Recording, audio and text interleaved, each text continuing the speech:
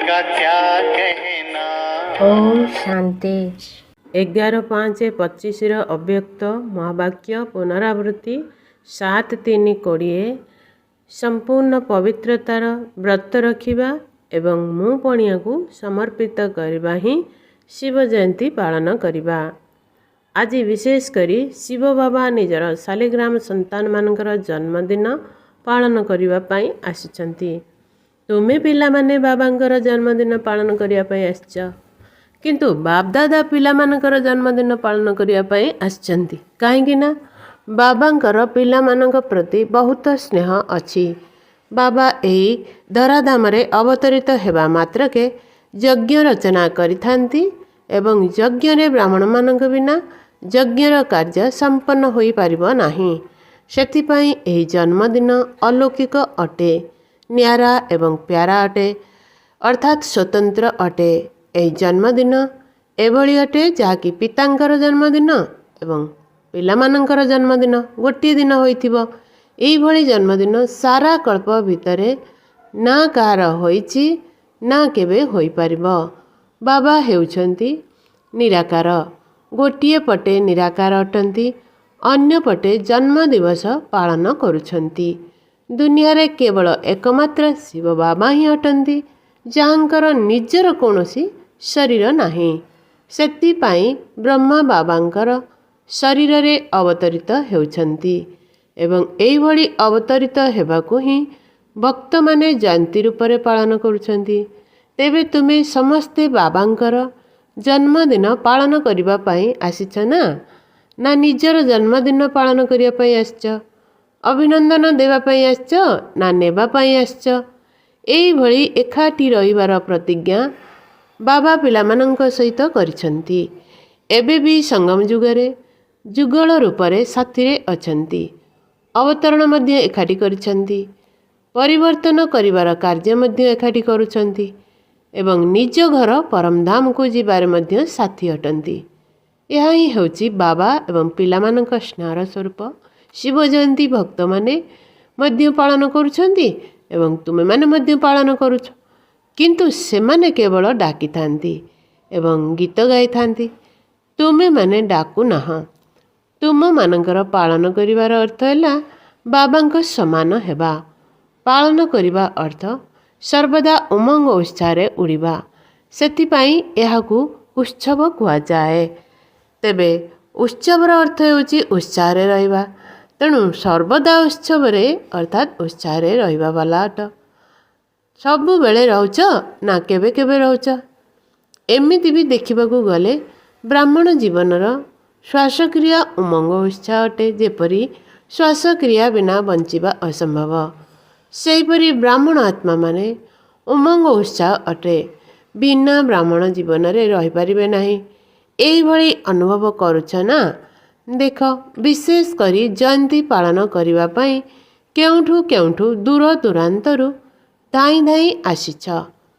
बाप दादांकू निजर जन्मदिन पई सेतिकी खुशी लागु नाही जेतिकी पिला मानंकर जन्मदिन पालन करिबार खुशी लागुची। सेतिपाई बाप दादा गोटिए गोटिए संतान को पद्म गुणा खुशीर थाली गुड़ी को भरपूर करी अभिनंदन देउछंती। अभिनंदन अभिनंदन अभिनंदन। बाप दादा को आजिर दिन रे सच्चा भक्त माने मध्य माने पडुछंती। सेमाने व्रत रखिछंती गोटिए दिन पाई, किंतु तुमे माने व्रत रखुछ सारा जीवन संपूर्ण पवित्र हेबा पाई। सेमाने खाइबा पीबार व्रत रखुछंती। तुमे माने निज मन को व्यर्थ संकल्पर, नकारात्मक संकल्पर एवं अपवित्र संकल्पर भोजन न देवार व्रत रखिछ। कौन पक्का व्रत रखिछ तो? डबल विदेशी मानक आगरे आगरे बसचंती। आगरे बसिथिबा ए कुमार कुह, कुमार माने व्रत रखिछ? पक्का व्रत रखिछ? कच्चा नुहे, माया मध्य शुणुछि। समस्ते झंडी अर्थात छोट छोट पताका हलाउछंती, तेणु माया मध्य याकू देखुछि। जेबे कि व्रत धारण करिछ मते पवित्र हेबाकू ही पड़िबो। ତେଣୁ ବ୍ରତ ରଖିବା ଅର୍ଥ ନିଜର ମନବୃତ୍ତିକୁ ଶ୍ରେଷ୍ଠ କରିବା। ତେବେ ମନର ବୃତ୍ତି ଯେଉଁଭଳି ହୋଇଥାଏ, ଦୃଷ୍ଟି ଏବଂ କୃତି ଅର୍ଥାତ୍ କର୍ମ ମଧ୍ୟ ସତ ହିଁ ସେହିଭଳି ହୋଇଥାଏ। ତେଣୁ ଏଇଭଳି ବ୍ରତ ରଖିଛ ନା? ପବିତ୍ର ଶୁଭ ବୃତ୍ତି, ପବିତ୍ର ଶୁଭ ଦୃଷ୍ଟି। ଯେତେବେଳେ ପରସ୍ପରକୁ ଦେଖୁଛ, କ'ଣ ଦେଖୁଛ? ମୁହଁକୁ ଦେଖୁଛ ନା ଭ୍ରୁକୁଟି ମଝିରେ ଚମକୁଥିବା ଆତ୍ମାକୁ ଦେଖୁଛ?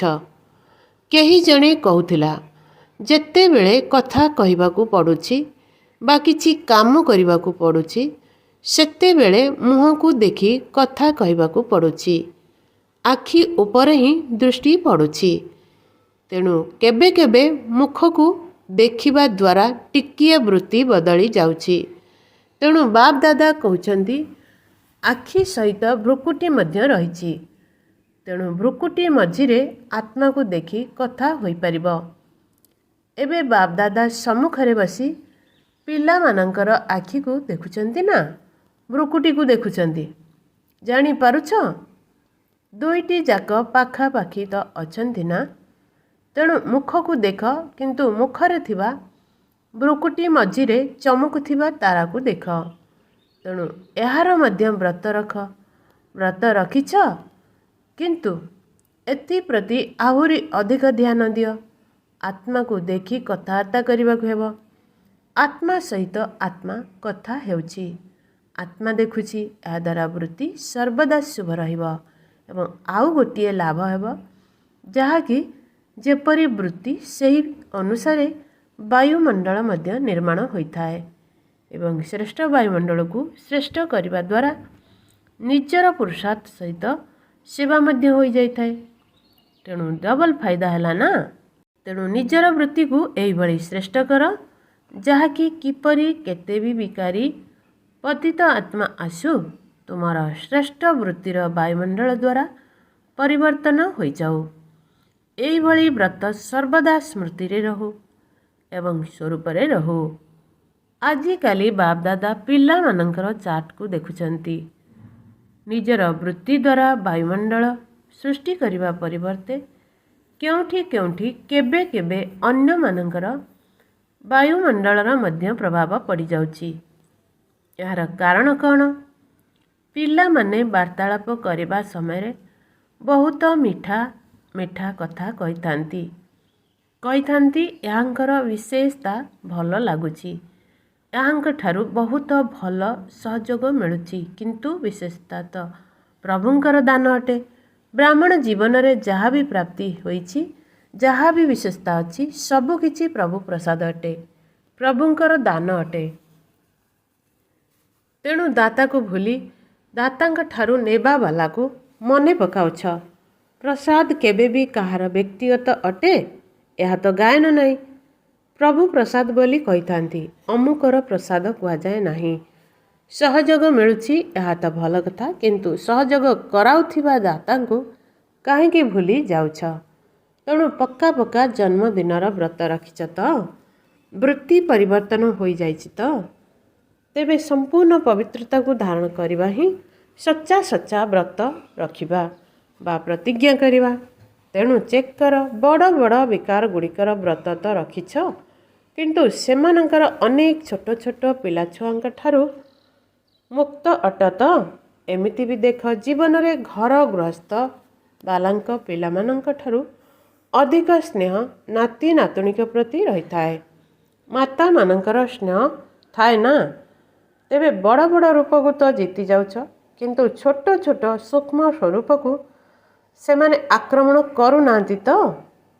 ଯେମିତି କେହି କେହି କୁହନ୍ତି ଆସକ୍ତି ନାହିଁ, କିନ୍ତୁ ଭଲ ଲାଗୁଛି, ଏହି ଜିନିଷଟି ବହୁତ ଭଲ ଲାଗୁଛି, କିନ୍ତୁ ଆସକ୍ତି ନାହିଁ। ତେବେ ବିଶେଷ ଭଲ କାହିଁକି ଲାଗୁଛି? ତେଣୁ ଚେକ୍ କର, ଛୋଟ ଛୋଟ ରୂପରେ ମଧ୍ୟ ଅପବିତ୍ରତାର ଅଂଶ ରହିଯାଇ ନାହିଁ ତ? କାହିଁକି ନା ଅଂଶରୁ କେବେ ବି ବଂଶର ଉତ୍ପତ୍ତି ହୋଇପାରେ। କୌଣସି ବି ବିକାର, ଚାହେ ଛୋଟ ରୂପରେ ଚାହେ ବଡ଼ ରୂପରେ, ଆସିବାର ନିମିତ୍ତ ଗୋଟିଏ ଶବ୍ଦର ଭାବାର୍ଥ ହିଁ ଅଟେ। ସେହି ଗୋଟିଏ ଶବ୍ଦ ହେଲା ମୁଁ, ଦେହ ଅଭିମାନର ମୁଁ। ଏହି ଗୋଟିଏ ଶବ୍ଦରୁ ଅଭିମାନ ମଧ୍ୟ ଆସିଥାଏ ଏବଂ ଅଭିମାନ ଯଦି ପୂରଣ ନ ହୁଏ ତେବେ କ୍ରୋଧ ମଧ୍ୟ ଆସିଥାଏ। କାହିଁକି ନା ଅଭିମାନର ଲକ୍ଷଣ ହେଲା ସେହି ଆତ୍ମା ନିଜର ଅପମାନର ଗୋଟିଏ ବି ଶବ୍ଦ ସହନ କରିପାରିବ ନାହିଁ। ସେଥିପାଇଁ କ୍ରୋଧ ଆସିଯାଇଥାଏ। ତେଣୁ ଭକ୍ତମାନେ ତ ବଳି ଚଢ଼ାଇଥାନ୍ତି, କିନ୍ତୁ ତୁମେମାନେ ଆଜିର ଦିନରେ ଯାହା ବି ସବୁ ବିରାଶୀ ମୁଁ ପଣିଆ ରହିଛି ସେଗୁଡ଼ିକ ବାବାଙ୍କୁ ସମର୍ପଣ କରିଦିଅ, ଅର୍ଥାତ୍ ବଳି ଚଢ଼ାଇ ଦିଅ। ଏ କଥା ଭାବ ନାହିଁ ଯେ କରିବାକୁ ତ ହେବ, ହେବାକୁ ତ ପଡ଼ିବ, ଏଇଭଳି ତ କର ନାହିଁ। ସମର୍ଥ ଅଟ ଏବଂ ସମର୍ଥ ହୋଇ ଏହାକୁ ସମାପ୍ତ କର। ଏହା କିଛି ନୂଆ କଥା ନୁହେଁ। କେତେ ଅଳ୍ପ କେତେ ଥର ସମ୍ପୂର୍ଣ୍ଣ ହୋଇସାରିଛ, ମନେ ଅଛି? କିଛି ନୂଆ କଥା ନୁହେଁ। କଳ୍ପ କଳ୍ପ ହୋଇ ଆସିଛ, ହୋଇଥିବା କଥା ହିଁ ଏବେ ହେଉଛି। କେବଳ ପୁନରାବୃତ୍ତି କରିବାକୁ ହେବ, ହୋଇଥିବା କଥାକୁ ପୁଣି କରିବାକୁ ହେବ। ସେଥିପାଇଁ କୁହାଯାଏ ପୂର୍ବ ପ୍ରସ୍ତୁତ ଡ୍ରାମା ତିଆରି ହୋଇ ରହିଛି, କେବଳ ଏବେ ତାକୁ ପୁନରାବୃତ୍ତି କରିବାକୁ ହେବ, ଅର୍ଥାତ୍ ତିଆରି କରିବାକୁ ହେବ। ତେଣୁ ଏହା କଷ୍ଟକର ନା ସହଜ? ବାପ ଦାଦା ଜାଣିଛନ୍ତି ସଙ୍ଗମ ଯୁଗକୁ ସହଜ ପୁରୁଷାର୍ଥର ବରଦାନ ମିଳିଛି। ଏହି ଜନ୍ମରେ ସହଜ ପୁରୁଷାର୍ଥ ବରଦାନ ଦ୍ୱାରା 21 ଜନ୍ମ ପାଇଁ ସହଜ ଜୀବନ ସ୍ୱତଃ ହିଁ ପ୍ରାପ୍ତ ହେବ। ତେଣୁ ବାପ ଦାଦା ପ୍ରତ୍ୟେକ ସନ୍ତାନକୁ ମେହନତରୁ ମୁକ୍ତ କରିବା ପାଇଁ ଆସିଛନ୍ତି। 63 ଜନ୍ମ ତ ମେହନତ କରି କରି ଆସିଲ, ଏବେ ଏହି ଗୋଟିଏ ଜନ୍ମ ତ ପରମାତ୍ମା ସ୍ନେହ ପରମାତ୍ମା ପ୍ରେମ ଆଧାରରେ ମେହନତରୁ ମୁକ୍ତ ହୋଇଯାଅ। କାରଣ ଯେଉଁଠି ମୋହବତ ଅର୍ଥାତ୍ ପ୍ରଭୁ ପ୍ରେମ ରହିଛି ସେଠାରେ ମେହନତ କରିବାକୁ ପଡ଼େ ନାହିଁ, ଏବଂ ଯେଉଁଠି ମେହନତ ଅଛି ସେଠାରେ ମୋହବତ ନାହିଁ। ତେଣୁ ବାପ ଦାଦା ସମସ୍ତଙ୍କୁ ସହଜ ପୁରୁଷାର୍ଥୀ ଭବର ବରଦାନ ଦେଉଛନ୍ତି। ମେହନତରୁ ମୁକ୍ତ ହେବାର ସାଧନ ହେଲା ମୋହବତ ଅର୍ଥାତ୍ ବାବାଙ୍କ ସହିତ ହାର୍ଦ୍ଦିକ ସ୍ନେହ। ସ୍ନେହରେ ଲବଲୀନ ହୋଇଯାଅ। ଏହାର ଯନ୍ତ୍ର ଅର୍ଥାତ୍ ସାଧନ ହେଲା ମନ୍ମନା ବାବାର ମନ୍ତ୍ର। ତେଣୁ ଯନ୍ତ୍ରକୁ ସର୍ବଦା କାମରେ ଲଗାଅ। କାମରେ ଲଗାଇବା ତ ଜଣା ଅଛି ନା? ବାପ ଦାଦା ଦେଖୁଛନ୍ତି ସଙ୍ଗମ ଯୁଗରେ ପରମାତ୍ମା ସ୍ନେହ ଦ୍ୱାରା ବାପ ଦାଦାଙ୍କ ଦ୍ୱାରା କେତେ ସବୁ ଶକ୍ତି ମିଳିଛି, ଗୁଣ ମିଳିଛି, ଜ୍ଞାନ ମିଳିଛି, ଖୁସି ମିଳିଛି। ଏହି ସମସ୍ତ ପ୍ରଭୁଙ୍କ ଦାନକୁ ବା ସମ୍ପତ୍ତିକୁ ଯଥା ସମୟରେ କାର୍ଯ୍ୟରେ ଲଗାଅ। ତେଣୁ ବାପ ଦାଦା କ'ଣ ଚାହୁଁଛନ୍ତି ଶୁଣିଲ ତ? ପ୍ରତ୍ୟେକ ସନ୍ତାନ ସହଜ ପୁରୁଷାର୍ଥୀ ହୁଅନ୍ତୁ, ସହଜ ମଧ୍ୟ ଏବଂ ତୀବ୍ର ମଧ୍ୟ। ଏଥିପାଇଁ ଦୃଢ଼ତାର ଶକ୍ତିକୁ ବ୍ୟବହାର କର। ମୋତେ ହେବାକୁ ହିଁ ପଡ଼ିବ, ମୁଁ ହେବି ନାହିଁ ତ ଆଉ କିଏ ହେବ? ମୁଁ ହିଁ ହୋଇଥିଲି, ମୁଁ ହିଁ ଅଟେ ଏବଂ ପ୍ରତିକଳ୍ପରେ ମୁଁ ହିଁ ହେଉଥିବି। ଏତିକି ଦୃଢ଼ ନିଶ୍ଚୟ ନିଜ ଭିତରେ ଧାରଣ କରିବାକୁ ପଡ଼ିବ। କରିବି ବୋଲି କୁହ ନାହିଁ, ନିଶ୍ଚିନ୍ତ କରିବି, ନିଶ୍ଚିନ୍ତ ହେବ, ହୋଇକରି ହିଁ ରହିଛି। ବାପ ଦାଦା ଦେଶ ବିଦେଶର ପିଲାମାନଙ୍କୁ ଦେଖି ଖୁସି ହେଉଛନ୍ତି, କେବଳ ତୁମ ସମ୍ମୁଖରେ ବସିଥିବା ପିଲାମାନଙ୍କୁ ଦେଖୁନାହାନ୍ତି। ଚାରିଆଡ଼ର ଦେଶ ବିଦେଶର ପିଲାମାନଙ୍କୁ ଦେଖୁଛନ୍ତି। ଅଧିକାଂଶ ସ୍ଥାନମାନଙ୍କର ଜନ୍ମଦିନର ଅଭିନନ୍ଦନ ମିଳିଛି, କାର୍ଡ଼ ମଧ୍ୟ ମିଳିଛି, ଇମେଲ୍ ମଧ୍ୟ ମିଳିଛି, ଅନ୍ତରର ସଂକଳ୍ପ ମଧ୍ୟ ମିଳିଛି। ବାବା ମଧ୍ୟ ପିଲାମାନଙ୍କୁ ଗୀତ ଗାଉଛନ୍ତି। ତୁମେମାନେ ଗୀତ ଗାଉଛ ନା? ବାବା ଆପନେ କର ଦି କମାଲ। ତେଣୁ ବାବା ମଧ୍ୟ ଗୀତ ଗାଉଛନ୍ତି। ମିଠା ମିଠା ପିଲାମାନେ ମଧ୍ୟ କମାଲ କରିଦେଲେ। ବାପ ଦାଦା ତ ସବୁବେଳେ କହୁଛନ୍ତି ଯେ ତୁମେମାନେ ତ ଖୁସିରେ ସମ୍ମୁଖରେ ବସିଛ, କିନ୍ତୁ ଦୂରରେ ବସିଥିବା ପିଲାମାନେ ମଧ୍ୟ ବାପ ଦାଦାଙ୍କର ହୃଦୟରେ ବସିଛନ୍ତି। ଆଜି ଚାରିଆଡ଼ର ପିଲାମାନଙ୍କର ସଂକଳ୍ପରେ ଅଛି ଅଭିନନ୍ଦନ, ଅଭିନନ୍ଦନ, ଅଭିନନ୍ଦନ। ବାପ ଦାଦାଙ୍କର କାନରେ ମଧ୍ୟ ଶବ୍ଦ ଶୁଣାଯାଉଛି ଏବଂ ମନରେ ସଂକଳ୍ପ ମଧ୍ୟ ପହଞ୍ଚୁଛି। ଏହିସବୁ କାର୍ଡ଼ ବା ପତ୍ର ଗୁଡ଼ିକ ତ ନିମିତ୍ତ ମାତ୍ର, କିନ୍ତୁ ବହୁତ ବଡ଼ ହୀରା ଠାରୁ ମଧ୍ୟ ଅଧିକ ମୂଲ୍ୟବାନ ଉପହାର ମଧ୍ୟ ଅଟେ। ଏହି କଥା ସମସ୍ତେ ଶୁଣୁଛନ୍ତି, ମଧ୍ୟ ହର୍ଷିତ ମଧ୍ୟ ହେଉଛନ୍ତି। ତେବେ ସମସ୍ତେ ନିଜର ଜନ୍ମଦିନ ପାଳନ କରିନେଲେ ତ ଚାହେ 2 ବର୍ଷର ହୋଇଥାଅ, ଚାହେ 1 ବର୍ଷର ହୋଇଥାଅ, ଚାहे ଏକ ହପ୍ତାର ହୋଇଥାଉ, କିନ୍ତୁ ଏହା ଯେହେତୁ ଯଜ୍ଞର ସ୍ଥାପନାର ଜନ୍ମଦିବସ, ତେଣୁ ସବୁ ବ୍ରାହ୍ମଣ ପିଲାମାନେ ତ ଯଜ୍ଞ ନିବାସୀ ହିଁ ଅଟନ୍ତି। ସେଥିପାଇଁ ସବୁ ପିଲାଙ୍କୁ ବହୁତ ବହୁତ ଆନ୍ତରିକ ସ୍ନେହ ସମ୍ପନ୍ନ ଶୁଭେଚ୍ଛା ମଧ୍ୟ ଦେଉଛ, ଆଶୀର୍ବାଦ ମଧ୍ୟ ଦେଉଛ ଏବଂ ସଦା ସର୍ବଦା ଏହିଭଳି ଆଶୀର୍ବାଦରେ ହିଁ ପାଳିତ ହେଉଥାଅ ଏବଂ ଉଡ଼ୁଥାଅ। ତେବେ ଆଶୀର୍ବାଦ ଦେବା ଏବଂ ନେବା ତ ସହଜ ଅଟେ ନା? କ'ଣ ସହଜ ଅଟେ? ଯେଉଁମାନେ ଭାବୁଛନ୍ତି ସହଜ ଅଟେ, ସେମାନେ ହାତ ଉଠାଅ, ପତାକା ହଲାଅ। ତେଣୁ ସମସ୍ତଙ୍କର ଆଶୀର୍ବାଦ ନେବାକୁ ଭୁଲୁ ନାହିଁ ତ? କାହିଁକି ନା ସବୁଠାରୁ ସହଜ ପୁରୁଷାର୍ଥ ହେଲା ଆଶୀର୍ବାଦ ଦେବା ଏବଂ ଆଶୀର୍ବାଦ ନେବା। ଏଥିରେ ସୁଯୋଗ ମଧ୍ୟ ଆସିଯାଉଛି, ଜ୍ଞାନ ଧାରଣା ଏବଂ ସେବା ମଧ୍ୟ ଆସିଯାଉଛି। କେବଳ ଆଶୀର୍ବାଦ ଦେବାର ଏବଂ ଆଶୀର୍ବାଦ ନେବାର ଚାରୋଟି ଯାକ ବିଷୟ ଆସିଯାଉଛି। ତେବେ ଡବଲ ବିଦେଶୀମାନେ କୁହ, ଆଶୀର୍ବାଦ ଦେବା ଏବଂ ନେବା ସହଜ ଅଟେ ନା? କ'ଣ କହୁଛ? ସହଜ ଅଟେ ତ? 20 ବର୍ଷ ହେଲା ଯେଉଁମାନେ ଆସିଛନ୍ତି ସେମାନେ ହାତ ଉଠାଅ। ତୁମମାନଙ୍କୁ ତ 20 ବର୍ଷ ହୋଇଛି, କିନ୍ତୁ ବାପଦାଦା ତୁମମାନଙ୍କୁ ପଦ୍ମଗୁଣା ଅଭିନନ୍ଦନ ଦେଉଛନ୍ତି। କେତେ ଦେଶରୁ ଆସିଛ? 69ଟି ଦେଶରୁ ଅଭିନନ୍ଦନ। 69ତମ ଜନ୍ମଦିନ ପାଳନ କରିବା ପାଇଁ 69 ଦେଶରୁ ଆସିଛନ୍ତି। କେତେ ଭଲ କଥା। ଆସିବା ବେଳେ କୌଣସି ଅସୁବିଧା ହୋଇନାହିଁ ତ? ସହଜରେ ଆସିଯାଇଛ ନା? ଯେଉଁଠାରେ ମହବତ ରହିଛି ସେଠାରେ କୌଣସି ମେହନତ ନଥାଏ। ତେବେ ଆଜିର ବିଶେଷ ବରଦାନ କ'ଣ ମନେ ରଖିଲ? ସହଜ ପୁରୁଷାର୍ଥୀ ସହଜ କାର୍ଯ୍ୟକୁ ଶୀଘ୍ର ଶୀଘ୍ର କରିଦେଇଥାନ୍ତି, କିନ୍ତୁ ପରିଶ୍ରମ କାମ କରିବା ପାଇଁ କଷ୍ଟ ଲାଗିଥାଏ, ତେଣୁ ସମୟ ଲାଗିଥାଏ। ତେଣୁ ତୁମେ ସମସ୍ତେ କ'ଣ ଅଟ? ସହଜ ପୁରୁଷାର୍ଥୀ। କୁହ, ମନେ ରଖିବ ତ? ନିଜ ନିଜ ଦେଶକୁ ଯାଇ ପରିଶ୍ରମ କରିବାରେ ଲାଗି ପଡ଼ିବ ନାହିଁ। ଯଦି କୌଣସି ମେହନତର କାମ ଆସିଥାଏ, ତେବେ ଦିଲ୍ଲୀରେ କହିବ, ବାବା ମୀରା ବାବା ସାହାଯ୍ୟ କର, ତେବେ ମେହନତ ସମାପ୍ତ ହୋଇଯିବ। ଆଚ୍ଛା, ପାଳନ କରିନେଲ ନା? ବାବା ମଧ୍ୟ ପାଳନ କରିନେଲେ ଏବଂ ତୁମେମାନେ ମଧ୍ୟ ପାଳନ କରିଦେଲ। ଆଚ୍ଛା, ଏବେ ଗୋଟିଏ ସେକେଣ୍ଡରେ ଡ୍ରିଲ୍ କରିପାରିବ ନା? ଆଚ୍ଛା, ଚାରିଆଡ଼ର ସର୍ବଦା ଉମଙ୍ଗ ଉତ୍ସାହରେ ରହୁଥିବା ଶ୍ରେଷ୍ଠ ପିଲାମାନଙ୍କୁ ସ୍ନେହ ସମ୍ପନ୍ନ ଶୁଭେଚ୍ଛା, ଆଶୀର୍ବାଦ, ଅଭିନନ୍ଦନ ଏବଂ ନମସ୍ତେ। ମିଠା ଭାବକୁ ଆମ ପିଲାମାନଙ୍କର ଅଭିନନ୍ଦନ।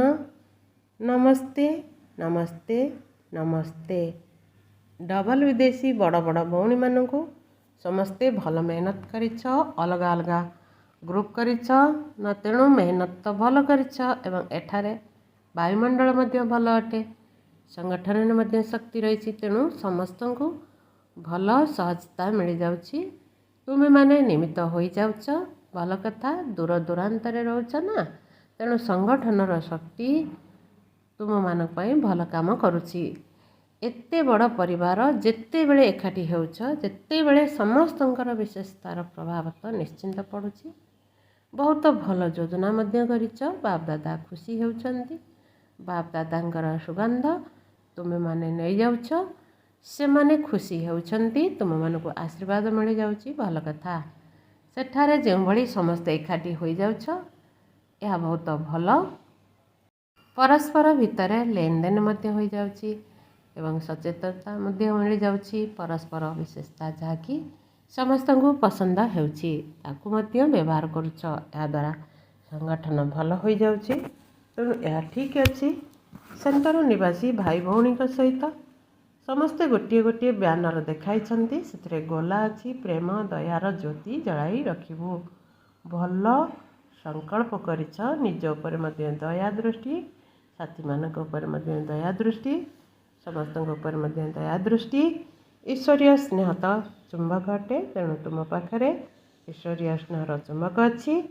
ଯେକୌଣସି ଆତ୍ମାକୁ ଈଶ୍ୱରୀୟ ସ୍ନେହର ଚୁମ୍ବକ ଦ୍ୱାରା ବାବାଙ୍କର କରିଦେଇପାରିବ। ବାପ ଦାଦା ସେବା କେନ୍ଦ୍ରରେ ରହୁଥିବା ପିଲାମାନଙ୍କୁ ବିଶେଷ କରି ଦିଲ୍ଲୀର ଆଶୀର୍ବାଦ ଦେଉଛନ୍ତି, ଯାହାକି ତୁମେମାନେ ସାରା ବିଶ୍ୱରେ ନାମ ବିଖ୍ୟାତ କରିଛ। कोण अनुकोणरे ब्रह्माकुमारी संस्थार नामको तो विस्तार करिछ ना। बाप दादा गोटे कथा बहुत भल लगुच तुम्हें मैंने जेपरी डबल विदेशी अट सेपरी डबल चाकरी करुछ। अधिकांश पिला लौकिक चाकरी करुछंती एवं अलौकिक चाकरी करुछंती एवं बाप दादा देखुछंती। बाप दादांकर टीवी बहुत बड़ अटे, एते बड़ टीवी एठारे मध्य नाही।